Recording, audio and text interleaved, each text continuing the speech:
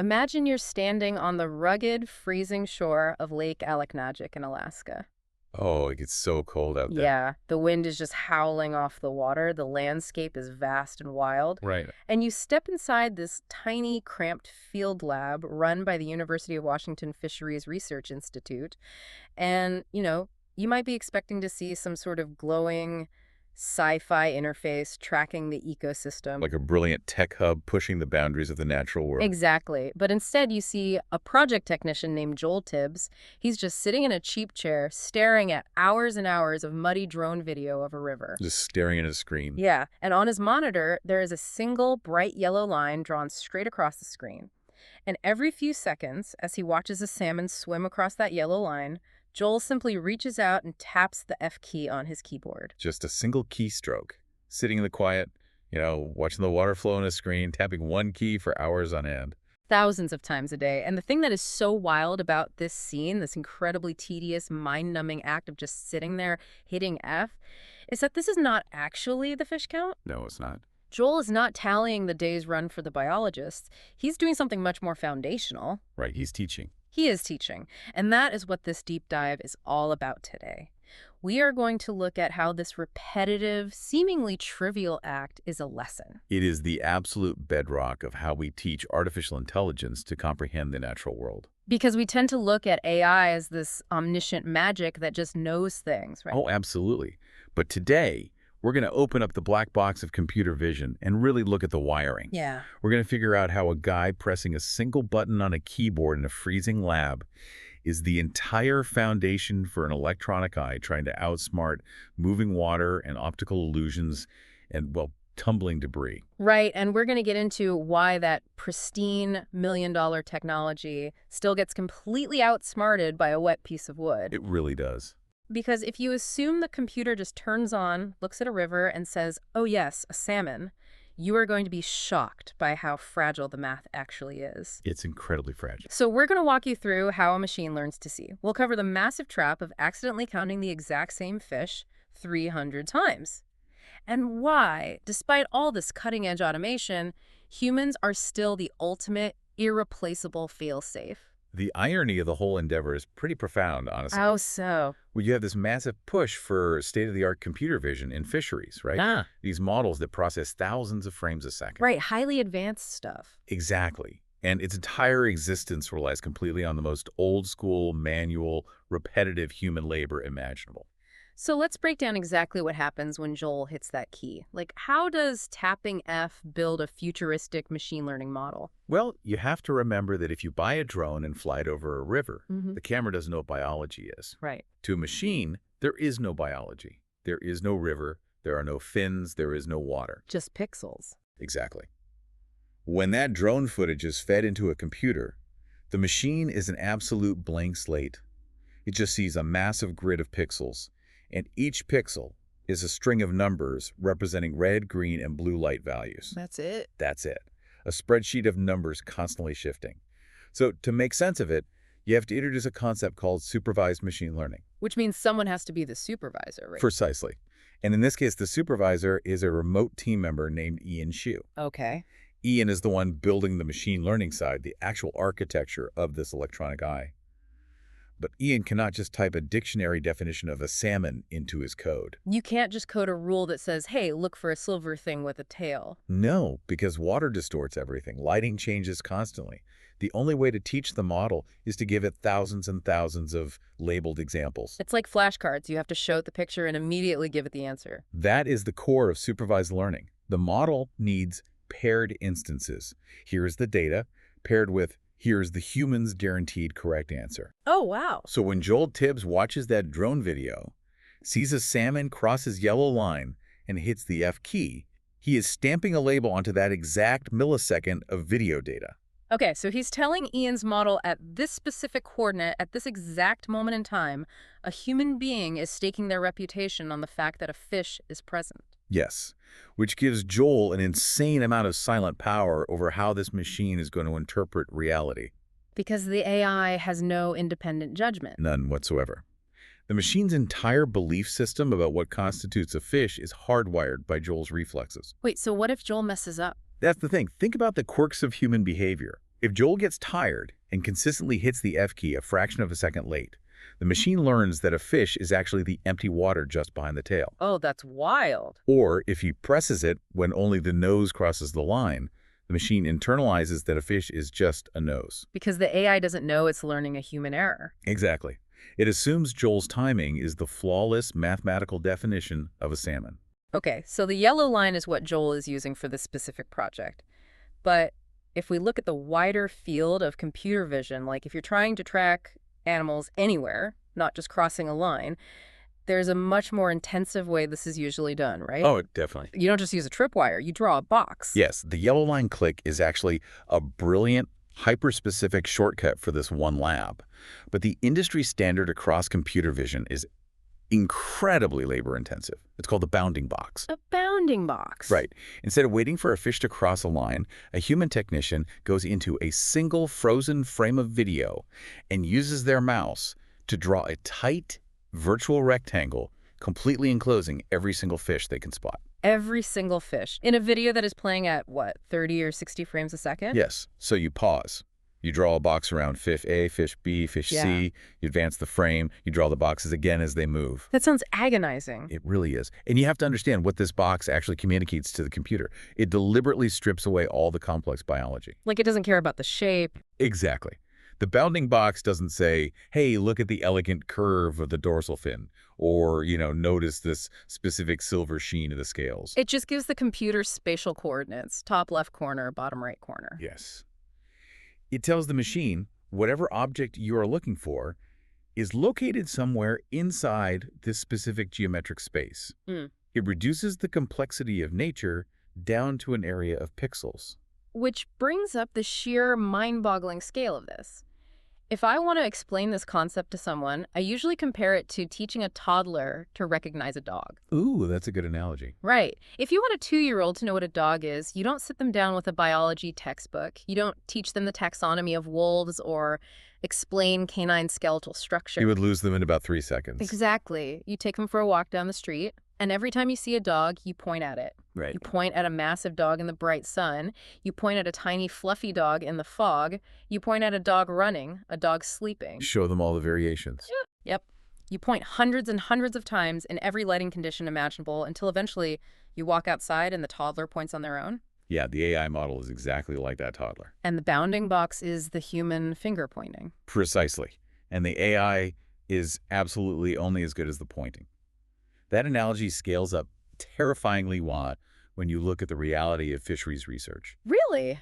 How so? Well, to give you a sense of what that pointing actually looks like in practice, we can look at a massive milestone project in the field known as the Salmon Vision dataset. This is a peer-reviewed study from 2023, run in British Columbia.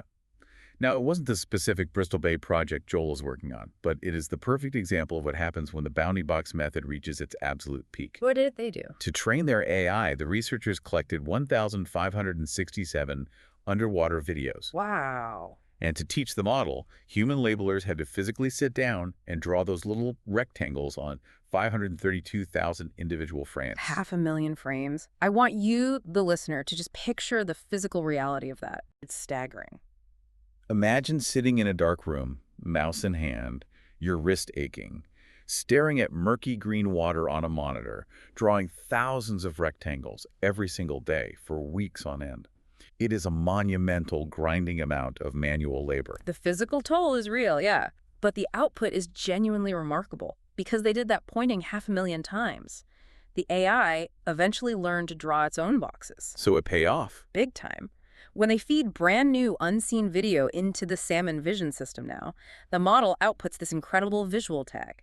Every fish that swims into the frame instantly gets wrapped in a glowing AI-drawn box. Oh, that's cool. And hovering over that box is text showing an ID number, the species name like sockeye or chinook, and a confidence score percentage. So it might say, ID 402, sockeye, 95% confident. Okay, so you put in the grueling hours, you draw the boxes, and eventually the machine learns to spot the fish all on its own. Right. It sounds like mission accomplished. It feels like a triumph, sure, but spotting a fish is only step one. Really? Yeah.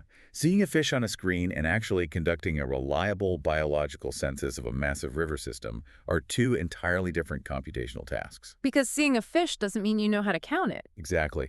And this is where we have to break down the actual mechanics of how a computer processes moving images. Okay, let's get into it. There are three distinct chronological pillars of machine vision if your goal is an accurate census.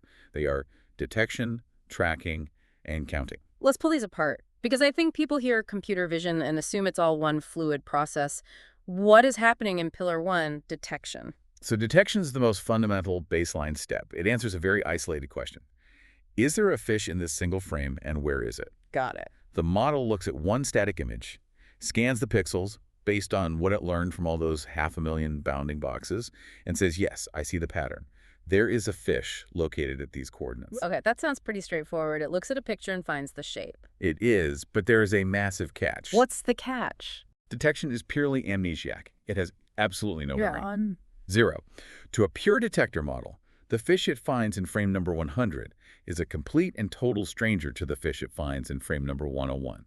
It treats every single fraction of a second as a brand new, isolated universe. Wait, so if I'm shooting drone video at 60 frames a second and a salmon takes, I don't know, 5 seconds to swim across the screen? Yeah, that fish is going to appear in 300 individual frames. If the AI has amnesia and it just scans each frame independently, isn't it just going to look at frame 1 and say, hey, a fish, and then look at frame 2 and say, wow, another fish? That is exactly what happens. It is known as the double count trap, or in this case, the 300 count trap. That's hilarious. If your AI only detects one single salmon swimming upstream turns into a census of 300.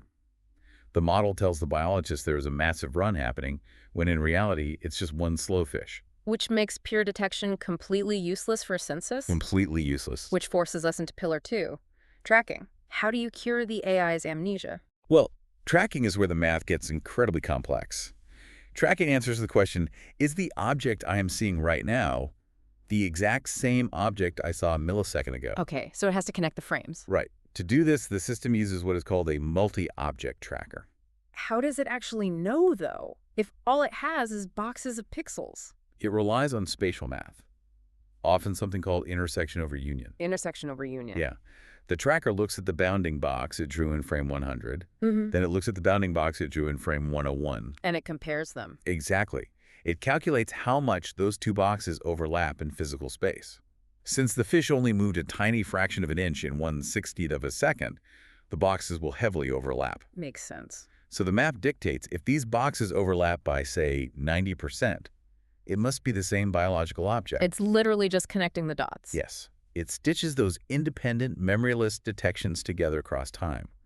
And the moment it makes that connection, it assigns a persistent identity. Like giving it a name tag. Right. It says, you are fish ID 204, and I am going to hold onto your identity and follow you as you move across the screen. Which completely changes the way I read tech news now. How so? Because when a startup puts out a flashy press release claiming they have state-of-the-art fish detection AI, my first thought now is going to be, okay, but can you track them? Right, exactly. Because if you can't track them, you're just drawing really expensive boxes on a screen. You aren't actually helping the fisheries. You've hit the nail on the head. Detection gets the headlines, but tracking is the true hurdle. Which brings us to the ultimate payoff. Pillar 3, counting. And counting is entirely 100% dependent on the success of tracking. Completely. Because the counter has to wait until the tracker is finished. Explain that part. The logic of the counter is actually very simple, but it requires the tracker to be perfect. The counter waits until fish ID 204 completely exits the frame or crosses a designated virtual threshold, and only then does it add exactly 1 to the total tally. So it doesn't count it until it's done tracking it. Exactly. Yeah. The goal is for the final number to reflect real biological animals, not just instances of pixel patterns. You know, when you lay out the immense computational gymnastics required just to track a fish across a screen without double counting, it makes Joel Tibbs and his yellow line back at Lake Aleknagik seem like absolute geniuses. It really does. Joel's method is a masterpiece of operational efficiency. Because of how much it skips. Yeah, think about what he's actually doing. By pressing the F key exactly when a fish crosses that specific thin yellow line, he's providing a massive shortcut to the machine. Right. He is taking these three incredibly complex computational tasks, detecting the pixels, keeping the identity across frames via overlap math, and tallying the final number, and he is collapsing them into a single human keystroke. He's basically telling the AI, hey, don't bother tracking this fish all the way across the river. Don't worry about intersection over union. Just learn what a fish looks like right at the exact moment it hits this tripwire and count it once. It's a beautifully elegant workaround. It saves computing power, it entirely avoids the double count trap, and it vastly simplifies the training data. Okay, so we've just laid out this perfect logical pipeline. Draw the box, detect the pixels, track the overlap, tally the count. Yep. In a sterile computer lab, this math is flawless. It sounds like we've solved fish counting forever. Well, in a vacuum, yes. The math is pristine. But nature is not a vacuum. We are talking about a wild river in Alaska. And this is where things get messy. This is where we have to pivot to the reality of the environment, because it seems like the river is actively, maliciously designed to destroy this perfect AI math. Oh, the environment exposes the core vulnerability of machine learning. And it forces us to draw a hard line between pattern matching and actual visual intelligence. Because the AI doesn't know what a fish is. It doesn't know that a fish breathes water or fights the current or has a destination. It knows absolutely nothing about biology or physics. It is merely matching visual patterns of contrasting pixels. That's a huge limitation. It is. Contrast this with human visual intelligence. When a human technician stands on a riverbank, they aren't just looking at colors. Right, they see the They're water. using intuition, physics, context, and a lifetime of understanding how water behaves and how animals move. A human can instantly understand a messy, chaotic scene because we apply biological reasoning. And the machine. The machine is completely devoid of reasoning. So let's look at exactly how the river weaponizes that lack of reasoning. Let's delve deeply into the concrete ways the natural world tricks the electronic eye, because the failure modes of this naive AI are honestly fascinating. They really are. If you're listening to this on a walk right now, just look at the shadow of a tree on the sidewalk. To you, it's just a lack of light. But what does an AI see when a shadow hits a river? Shifting shadows are an absolute nightmare for computer vision. Really, just a shadow. Just a shadow. Imagine the drone is hovering 50 feet up on a bright, sunny day. The water is clear. The fish stand out perfectly against the gravel. The AI is trained on these crisp, high-contrast images. Sounds perfect. But then a thick cloud slides over the sun. The entire riverbed darkens. Or the wind picks up, and the shadows of the pine trees on the bank start swaying and rippling across the surface of the water. We don't even process that as an event. Our human eyes adjust instantly. But to a model trained on bright, contrasting frames, the world just broke. A dark, fast-moving patch of shade rippling across the water might suddenly look remarkably similar to the dark, fast-moving shape of a salmon. Oh, because it just looks for a dark blob moving. Exactly. It hits the pattern criteria.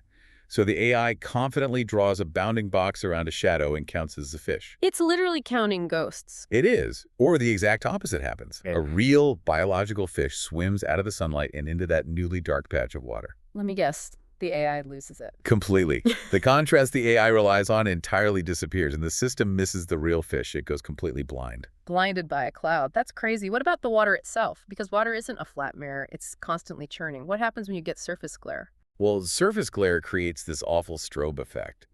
When the sun bounces off moving rapids or ripples, it creates these intense white blobs and glints that move downstream with the current. Right. It can be blinding even for us. True, but we know it's light. To a naive detector, a bright glint bouncing down a rapid can perfectly mimic the size and the kinetic motion of a salmon swimming upstream. Wait, it thinks a reflection is a salmon? Yes, the spatial pattern matches, the movement pattern matches. The AI just draws a box around a reflection. And then there is water quality. Rivers are not swimming pools. What happens when it rains? Turbid water is a massive failure mode. Say there's heavy rainfall upriver. The river turns from a crystal clear stream into a coffee-colored flow of silt and mud. Oh, that ruins visibility completely. Think about it like trying to use the facial recognition on your phone through a steamed-up shower door. Yeah, that's not going to work. Right. The camera doesn't see a blurred face and use intuition to guess who you are. It just sees a gray wall and assumes the room is completely empty. So the crisp silhouette the AI was so carefully trained on by Joel Tibbs suddenly becomes a muddy, invisible smudge. Exactly. The pattern disappears, and the drone reports zero fish, even if there are 10,000 salmon swimming right under the lens. Exactly. The math fails because the input data degraded. Yeah. But honestly, the absolute best example of this, and the one that perfectly punctures the hype surrounding artificial intelligence, is drifting debris. Oh, the tumbling stick. I love this example. The tumbling stick is the ultimate nemesis of the millions of dollars invested in the electronic eye. Seriously. Imagine a waterlogged stick, right? A broken branch falls into the river and comes tumbling downstream with the current. If the AI only knows what a bounding box looks like, how does it handle a piece of driftwood? Because to us, it's immediately obvious. Right. But a stick is dark, it's roughly the size of a salmon, and it's moving through the water. Does the AI know the difference between biology and wetwood? It absolutely does not. Yeah. Because that stick hits every single shallow visual cue the model has been trained to rely on. It's just checking boxes. Look at it from the machine's perspective. It checks its checklist. Is it dark? Yes. Is it long and cylindrical? Yes. Yeah. Is it moving? Yes. So it just counts it. It draws a box, tags it with 95% confidence, and logs a non-existent salmon. Meanwhile, a human being glances at it for a tenth of a second and instantly applies a physics engine. Right. We just instinctively know, hey, that object is rigid, it's not undulating, it has branches sticking out of it, and it's drifting passively with the current instead of fighting it. It's a stick. The human uses context. Yeah. The machine uses a checklist.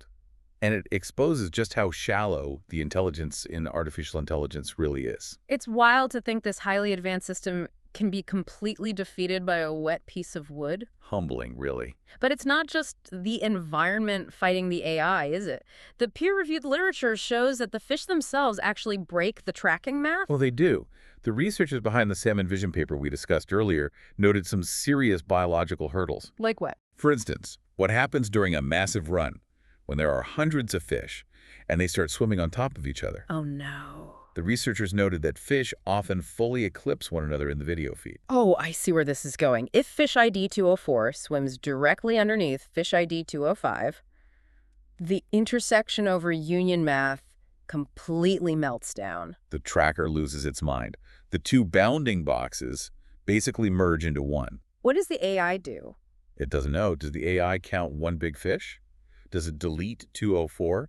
And when they separate a second later, the AI doesn't know who is who. So it messes up the IDs? It might swap their IDs, or it might generate two brand new IDs, double counting both of them. And what if a fish just behaves weirdly, like it doesn't swim in a straight line? That breaks the system too. Sometimes a fish gets spooked and swims so fast that it actually outruns the multi-object tracker's frame-by-frame predictions. You're kidding. Nope. The system thinks the original fish vanished into thin air, and a completely new fish magically appeared a few feet away. Or a fish rolls on its side to flash against the gravel. Oh, and the shape changes completely. Exactly. The camera catches a weird angle of the belly that the training set has never seen before. The pattern breaks, the box drops, the AI goes blind. Okay, so knowing all of this, knowing that the millions of dollars of cutting-edge math is so easily fooled by a cloud, a stick, or just a weirdly angled fish, we have to naturally step back and compare this shiny new tech to the system it is trying to replace. Right, because we aren't introducing AI into a vacuum. Exactly. There is a deeply entrenched human baseline here. There's an incumbent method that has been the gold standard for a very long time. We have to talk about the legacy of the towers. Counting towers. Right. For over 70 years, dating back to the 1950s, the Alaska Department of Fish and Game has utilized human counting towers on the rivers of Bristol Bay. When you say counting towers, we are literally just talking about scaffolding on the side of a river, right? Yes, a physical tower built on the riverbank. Ah, And human technicians climb up there and physically hand count each passing fish. that sounds intense. Imagine the physical endurance required. They stand up there for long shifts in the freezing wind, the rain, the glaring sun. Staring at the water. Yeah. They wear polarized sunglasses to cut through the surface glare that blinds the drones. They use their innate human visual intelligence to completely ignore the tumbling sticks and the rippling shadows. Because a human brain just filters that out automatically. Exactly. And they hold a mechanical clicker in their hand, pressing it every time a fish swims by. Which brings us to a massive multi-million-dollar question for this deep dive, the accuracy question, because fisheries management is not a game. No, the stakes are incredibly high. Right. Commercial fishing quotas, indigenous food security, the survival of the species, it all relies on the count being right. So how does the drone AI actually compare to these humans who have been doing it for 7 decades? Well, for this specific drone project in Bristol Bay with Joel Tibbs, the accuracy of his model is still unproven against the traditional human tower counts. It's too early. Yeah, they are currently mid-pipeline. They are still collecting footage. Joel is still pressing the F key, and they are actively correcting the data. So we don't know yet if Joel's keyboard is going to beat a guy with polarized glasses and a clicker. We don't. But we can look at the wider field for context. Okay. That Salmon Vision deep learning paper we keep returning to, which tested their models in British Columbia, provides a great benchmark. How did they do? They found that their absolutely best, most refined automated tracker landed within about 91% of what the human technical staff estimated. 91%. Let's unpack that. Because in a high school math class, 91% is an A-. Right, it sounds great. It sounds incredibly impressive for a computer trying to watch muddy water. But an error rate of 9% in fisheries management is massive. It is huge. If a river gets 1 million fish, a 9% error is 90,000 salmon, either hallucinated by the AI or completely missed. And 90,000 salmon is the difference between opening a commercial fishery and keeping it closed. It's the difference between fishermen paying their mortgages or going bankrupt. So it's not good enough yet. 91% is an incredible technical achievement, but it is not finished, and it is definitely not perfect. And worse than that, actually, that 91% was achieved on a specific river where they had heavily trained the model, right? Yes, very specific conditions. Which brings up what I think is the most daunting hurdle in this entire field, the generalization problem. Oh, the generalization problem is the white whale of computer vision. It is the simple fact that a river is not just a river. Every single ecosystem is entirely unique. Because you can't just take a drone that learned on River A and fly it over River B. Exactly. A machine learning model perfectly trained to 91% accuracy on one specific Bristol Bay river with its unique ambient lighting, its specific colored gravel bottom, and its exact water clarity has essentially memorized that one location. So it's a specialist. Highly specialized. If you take that exact same drone and software, drive 50 miles down the road, and fly it over a different river, it might completely fail. Why? Well, the background gravel is darker, so the contrast drops. The water is slightly greener, changing the pixel values. The glare hits from a different angle. The core pattern the AI relies on has fundamentally changed. Yes. And so the entire field of fisheries AI is actively agonizing over this. Will developers eventually be able to build a master AI that learns to ignore the background and generalize what a fish looks like anywhere in the world? Right. Or is the grim reality that every single site, every single individual river will require its own massive, localized labeling investment? Will we need a Joel Tibbs pressing F 10,000 times for every single river in Alaska just to overcome the local mud and light conditions? That's the fear. If that's the case, the efficiency of AI vanishes completely. It completely defeats the purpose of automation if you have to manually handhold the machine for every new location. Which really forces a profound question. As Joel Tibbs himself points out, the human towers are an implemented, proven technology that has worked for the industry for over 70 years. They work well. If the human towers work so well and the AI struggles with shadows and mud and wet sticks and changing rivers, what is the actual upside of the AI? It's a fair question. Are we just deploying technology for technology's sake? Because a human technician in a tower doesn't need to be retrained if the gravel color changes. No, they don't. It is the core tension of the entire endeavor. Does the computer vision offer a long-term, unblinking consistency that a tired, cold human standing in a tower for an 8-hour shift might lack? I mean, a camera doesn't blink. It doesn't get distracted. Right, it doesn't get frostbite either. But a camera is stupid. Yes. And answering those doubts about AI accuracy versus human intelligence reveals the actual real-world solution that these project directors have arrived at.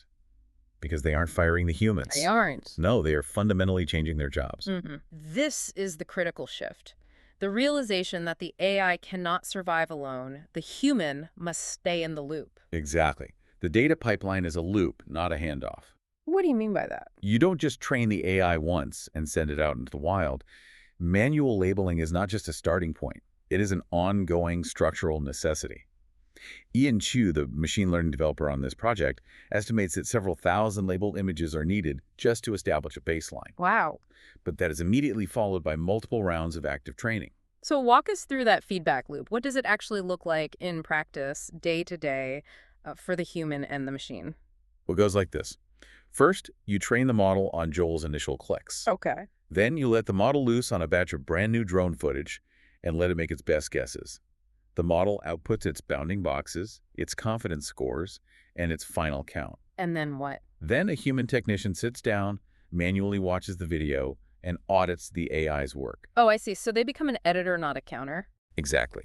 They actively fix the machine's mistakes. The human looks at the screen and says, no, that 95% confident salmon was actually a stick. Delete. Or they see something the AI missed. Right, they say, you completely missed this fish hiding in the shadow of the riverbank. Add. And then what happens to those corrections? Do they just adjust the final tally? Oh, it's deeper than that. Those human corrections are fed back into the system as the new training data.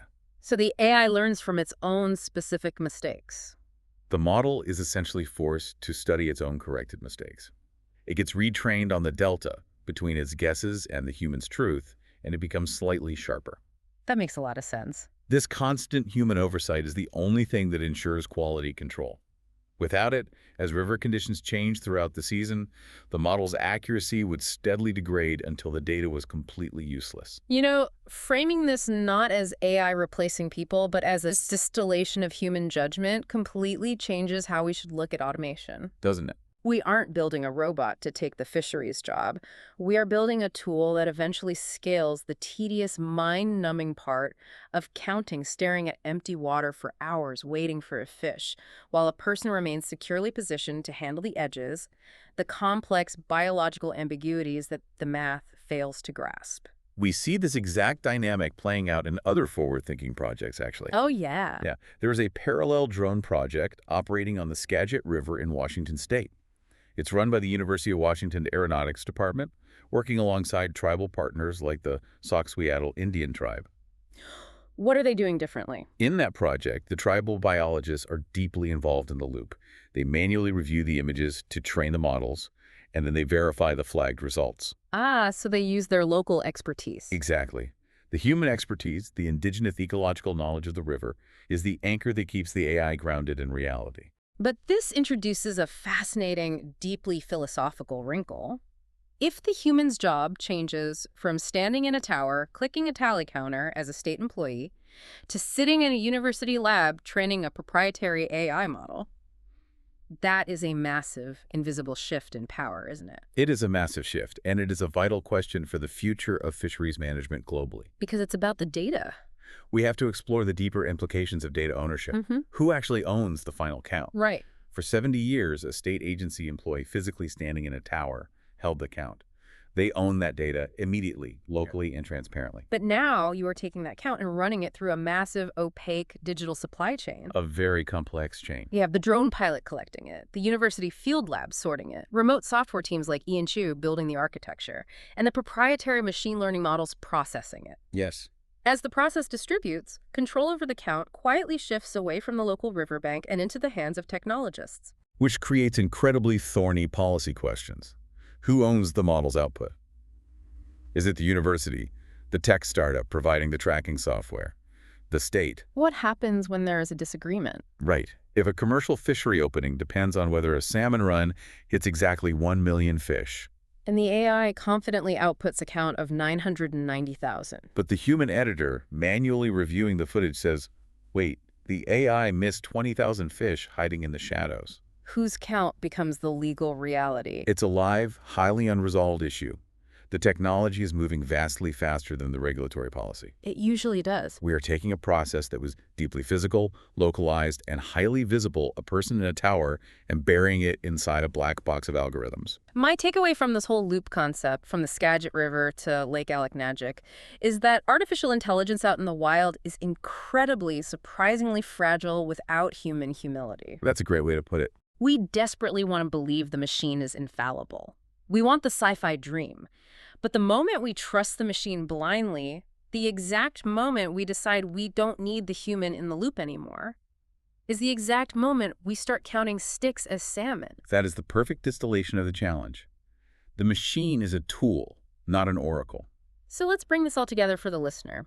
We started our journey in the freezing cold with Joel Tibbs, pressing the F key on the shore of Lake Aleknagik. A long way from a sci-fi future. And we've seen how that single repetitive action, that painstaking human labeling, is the foundation for everything. We walked through the grueling labor of drawing hundreds of thousands of bounding boxes to teach a toddler like AI what a fish is. The 500,000 rectangles. We explored the immense computational leaps required to move from merely detecting a shape to mathematically tracking its identity across frames to finally tallying a biologically accurate count. And we faced the messy, chaotic reality of the river. Right, the shifting shadows that create ghosts, the blinding glare, the turbid water that acts like a steamed-up mirror, and the tumbling stick that perfectly impersonates a salmon. Through it all, the recurring theme has been that the electronic eye is not a biological thinker. Not at all. It is entirely devoid of visual intelligence. It entirely depends on the human in the loop, their constant corrections, their intuition, their judgment, to ground the math in the reality of the ecosystem. But there's a side effect to all of this that we really need to think about as we wrap up this deep dive. As we increasingly rely on computer vision to monitor our natural world, as we replace the wide, contextual, intuitive gaze of a human standing in a tower with the narrow, heavily trained focus of a drone's AI. What's the cost? We aren't just changing how we count, we are fundamentally changing what we see. Because the model only ever looks for exactly what we explicitly trained it to look for. Yeah. It literally cannot perceive anything else. Right.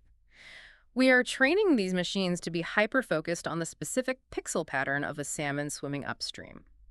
But if we rely entirely on an electronic eye that aggressively filters out anything that isn't a salmon, what vital, unexpected behaviors in our ecosystems are we making ourselves completely blind to? That is the real danger. What if a new invasive predator enters the river system? What if climate change alters the migration behavior and the fish start rolling or swimming differently? The machine simply filters it out as not a salmon. The data is discarded. Exactly. We might end up with a mathematically perfect count of the fish we expected to see while becoming entirely dangerously blind to the reality of the river we didn't.